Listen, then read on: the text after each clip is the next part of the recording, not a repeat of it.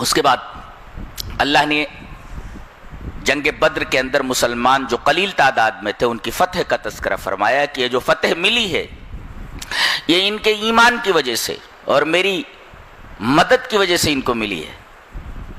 اور یہ جان لینا چاہیے کہ جنگ ایمان کی طاقت سے جیتی جاتی ہے، اسلحوں سے نہیں، قوت بازو سے نہیں، بلکہ ایمان کی طاقت سے جیتی جاتی ہے. تمام مشرکین اور کافرین یہ دیکھ رہے تھے کہ آخر حق کس کی طرف ہے، دلیل چاہتے تھے. وہ یہاں دلیل مل گئی کہ اللہ نے ایک قلیل تعداد کو اور ایک بے سر و سامان لشکر کو، ایک مسلح فوج کے اوپر ہر طریقے کے اسلحوں سے لیس لشکر کے اوپر فتح عنایت فرمائی. یہ دلیل تھی اس بات کی کہ حق اس قلیل تعداد کے ساتھ ہے، مسلمانوں کے ساتھ ہے. حق واضح ہو گیا. لہذا اللہ نے فرمایا لِيَهْلِكَ مَنْ هَلَكَ عَنْ بَيِّنَةٍ وَيَحْيَىٰ مَنْ حَيَّ عَنْ بَيِّنَةٍ. اب جو ہلاک ہو وہ دلیل کی روشنی میں ہلاک ہو، اور جو زندہ رہے وہ دلیل کی روشنی میں. دلیل آ گئی کہ اللہ تعالیٰ نے ایک قلیل تعداد کو ایک کثیر تعداد کے اوپر ایک جاندار اور شاندار فتح عنایت فرمائی. اس میں اللہ کی مدد کی نوعیت کیا تھی؟ جنگ کے جیتنے میں کیا انفرادیت تھی؟ اللہ کے رسول نے خواب میں دیکھا اور وہ خواب مسلمانوں کو سنایا. خواب میں کیا دیکھا؟ کہ مشرکین کی تعداد بہت کم ہے، اور وہ خواب آپ نے مسلمانوں کو سنایا. مسلمان بہت خوش ہوئے کہ اللہ کے رسول نے خواب میں دیکھا ہے کہ کافروں کی تعداد بہت کم ہے. تاکہ اگر یہ معلوم ہو جاتا کہ ان کی تعداد بہت زیادہ ہے تو کئی فتنے اٹھ کھڑے ہوتے. ایک تو مسلمان مرعوب ہو جاتے، ڈر جاتے کہ ہم بے سر و سامان ہیں اور اتنا بڑا لشکر ہے، مقابلہ کس طرح کریں گے. اور پھر اختلاف بھی ہو جاتا کہ ہم تو لڑنے کے لیے تو آئے نہیں تھے، ہم تو قافلے کو پکڑنے کے لیے آئے تھے، باقاعدہ تیار ہو کر کے لڑنے کے لیے نہیں آئے تھے. لہذا ابھی جانے دیجئے، لڑائی نہیں کریں گے، بعد میں دیکھیں گے. آپس میں اختلاف ہو جاتا. نبی اکرم صلی اللہ علیہ وسلم کے اس خواب کے تذکرے سے مسلمانوں کے دلوں میں اطمینان پیدا ہو گیا. اور کافر تو یہ دیکھ ہی رہے تھے کہ ہمارے مقابلے میں مسلمانوں کی تعداد بہت کم ہے، لہذا ان سے بھاگنے کی ضرورت ہی نہیں ہے. اب جب دونوں آمنے سامنے آئے تو اچانک اللہ تبارک و تعالی نے مسلمانوں کی تعداد کافروں کی نگاہوں میں ان سے دگنی کر دی. اس طرح ان کے اوپر ہیبت طاری ہو گئی اور بڑی آسانی سے مسلمانوں نے یہ جنگ جیت لی. تقریباً 14 صحابہ کرام مارے گئے، شہید ہوئے. باقی اللہ تبارک و تعالی نے ایک بڑی زبردست کامیابی عطا فرمائی. اسی وجہ سے اس دن کو یوم الفرقان کہا جاتا ہے کہ اللہ تبارک و تعالی نے دودھ کا دودھ اور پانی کا پانی الگ کر دیا. فرقان کا مطلب کیا ہوتا ہے؟ الذی یفصل بین الفضائل والرذائل، جو صحیح اور غلط کے درمیان خط فاصل کھینچ دے کہ یہ حق ہے، یہ باطل ہے، یہ اچھا ہے، یہ برا ہے، یہ شر ہے، یہ خیر ہے. اس کے درمیان حد فاصل پیدا کر دے، ایک خط فاصل کھینچ دے جس سے حق اور باطل دونوں واضح ہو جائیں. اللہ تبارک و تعالی نے اس جنگ کے ذریعے حق اور باطل کو واضح کر دیا. اسی وجہ سے اس دن کا نام یوم الفرقان رکھا گیا اور قرآن حکیم میں اس کو یوم الفرقان کہا گیا.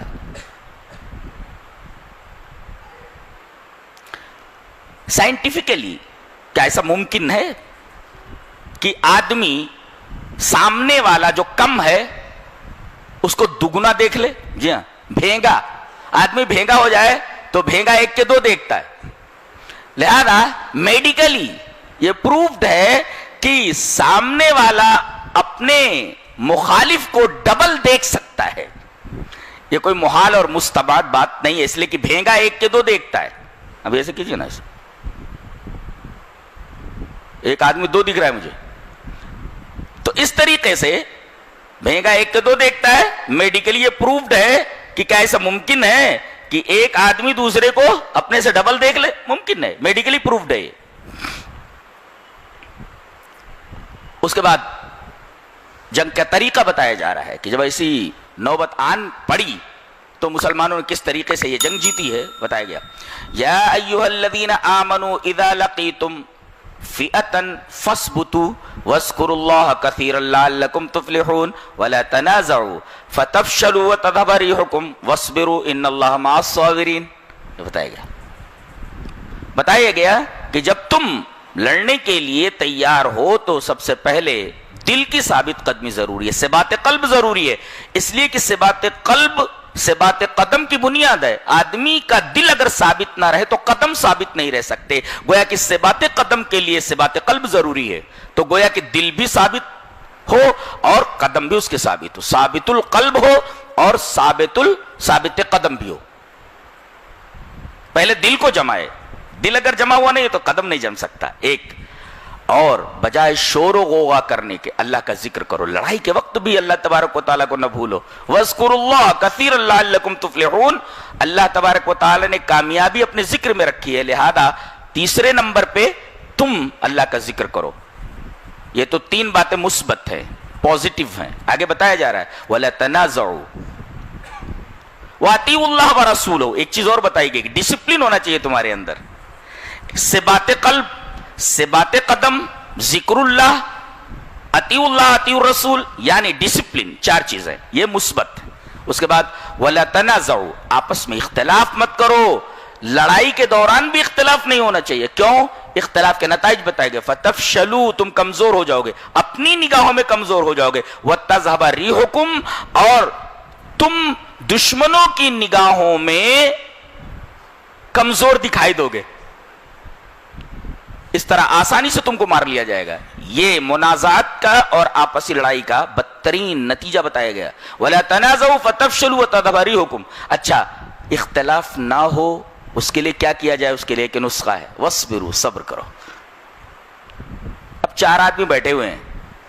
اب ہر آدمی ایک بات منوانے کے در پہ ہو جائے کہ میری بات صحیح، میری بات صحیح، میری بات صحیح. کسی کی بات نہیں مانی جائے گی. سب لوگ صبر کرو، ایک بات کے اوپر سارے لوگ جمع ہو جاؤ. رائے دے سکتے ہو مگر جو رائے لے رہا ہے اس کے اوپر رائے مت لا دو. ایک ہے رائے دینا اور ایک ہے رائے لادنا. رائے دینے میں اختلاف نہیں ہوتا ہے، رائے لادنے میں اختلاف ہوتا ہے کہ میری رائے مانی جائے. تو رائے آپ دے سکتے مگر رائے لادیے مت. ایک ہوتا ہے رائے دینا، یہ جائز ہے، لیکن رائے لادنا یہ درست نہیں ہے. اس میں صبر کیجئے آپ. وَاصْبِرُوا، صبر کی. ان اللہ مع الصابرین، اللہ صبر کرنے والوں کے ساتھ. وَلَا تَكُونُوا كَالَّذِينَ خَرَجُوا مِن دِيَارِهِمْ بَطَرًا وَرِيَاءَ النَّاسِ وَيَصُدُّونَ عَن سَبِيلِ اللَّهِ. اور دیکھو لڑائی میں نکلتے وقت دو چیزوں کا خیال رکھو. اس میں تمہارے لیے اخلاص ضروری ہے اور اسی طریقے سے تکبر نہیں ہونا چاہیے، دکھاوا نہیں ہونا چاہیے. اس میں ایک نکتہ یہ ہے کہ مشرکین بھی، کافرین بھی پورے اخلاص کے ساتھ لڑتے تھے اپنے معبودوں کے لیے. تو صرف اخلاص کافی نہیں ہے کہ بھئی کوئی کام آپ اخلاص کے ساتھ کر رہے ہیں. بہت ساری جماعتیں کہتے ہیں ہمارے اندر اخلاص ہے، ہم اخلاص کے ساتھ کام کر رہے ہیں. تو اخلاص کسی کام کے حق ہونے کے لیے کافی نہیں، بلکہ اس کام کا رخ اور اس کا اورینٹیشن صحیح ہو. اورینٹیشن اگر صحیح نہیں، صحیح رخ نہیں ہے، آپ کسی سمت کو اورینٹ نہیں کر رہے، کوئی رخ نہیں دے رہے ہیں اور وہ سمت صحیح نہیں ہے، تو خالی اخلاص کافی نہیں ہے، اورینٹیشن ضروری ہے. اب بھائی آپ کے پاس نالج ہے تو آپ کا نالج کب کارگر ہوگا؟ اس وقت کارگر ہوگا جب we have to orient your intelligence. آپ کے نالج کو، آپ کی ذہانت کو ہم ایک صحیح رخ دے دیں،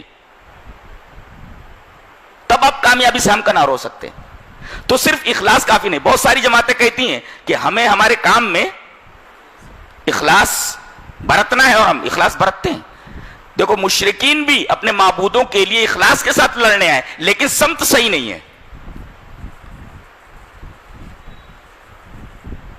تو رخ صحیح ہونا چاہیے. تو رخ کیسے صحیح ہو اخلاص کے ساتھ، یہاں بتا دیا گیا. اس کے بعد بتایا گیا کہ کچھ لوگوں نے کہا تھا کہ لڑائی کی ضرورت نہیں ہے، جس کام کے لیے آئے تھے وہ کام تو ہو گیا. اصل میں شام سے جو تجارتی قافلہ ابو سفیان کی قیادت میں آ رہا تھا اس میں تمام لوگوں نے پیسے انویسٹ کیے تھے اور یہ طے پایا تھا کہ اس تجارت کے اندر جو نفع ہوگا کسی کو نہیں دیا جائے گا. اس نفع کے ذریعے صرف اسلحے خریدے جائیں گے اور ان سے مسلمانوں سے لڑائی کی جائے گی اور ان کو صفحہ ہستی سے نیست و نابود کر دیا جائے گا. یہ مقصد تھا ان کا. لہذا یہ پورا پیسہ، یہ ساری چیزیں ابو سفیان لے کر جا رہے تھے. نبی کریم صلی اللہ علیہ وسلم چاہتے تھے کہ یہ قافلہ پکڑ لیں، یہ قافلہ پکڑ لیں تاکہ جو جنگ کی بنیاد ہے وہی ختم ہو جائے. لوگ کہتے ہیں کہ مسلمان ڈاکو تھے. ارے یہ ڈاکہ نہیں تھا، بلکہ عین امن کا قیام تھا کہ یہ قافلہ وہاں تک نہ پہنچے، ورنہ ایک بہت بڑے فتنے کی وجہ بن جائے گا، بہت بڑے فتنے کی سبب بن جائے گا. تو انہوں نے کہا کہ قافلہ بچ نکلا، اب ہم لوگوں کو واپس ہو جانا چاہیے. اب شیطان آیا. وَإِذْ زَيَّنَ لَهُمُ الشَّيْطَانُ أَعْمَالَهُمْ وَقَالَ لَا غَالِبَ لَكُمُ الْيَوْمَ مِنَ النَّاسِ وَإِنِّي جَارٌ لَكُمْ. شیطان آیا. ارے کہا کیوں یہاں سے جانے کی بات کرتے ہو؟ ارے تھوڑے سے تو ہیں، تمہارے اوپر آج کوئی غالب نہیں آ سکتا. تمہاری تعداد، تمہارے اسلحے، اور یہ ننگے بھوکے مسلمان جن کے پاس سیدھے سے تلواریں نہیں ہیں، لڑنے کے سامان نہیں ہیں، سواریاں نہیں ہیں، آج ان کو یہیں پر ختم کر دو تاکہ ہمیشہ کے لیے ٹینشن مٹ جائے. وَإِنِّي جَارٌ لَكُمْ، اور میں تمہارے ساتھ ہوں، میں تمہارے ساتھ ہوں. بولا وَإِنِّي جَارٌ لَكُمْ، پر لگا ہوا تمہارے ساتھ، تمہارا پڑوسی ہوں میں. شیطان نے ان کے اعمال کو مزین کر کے بتایا. شیطان کا کام کیا ہوتا ہے؟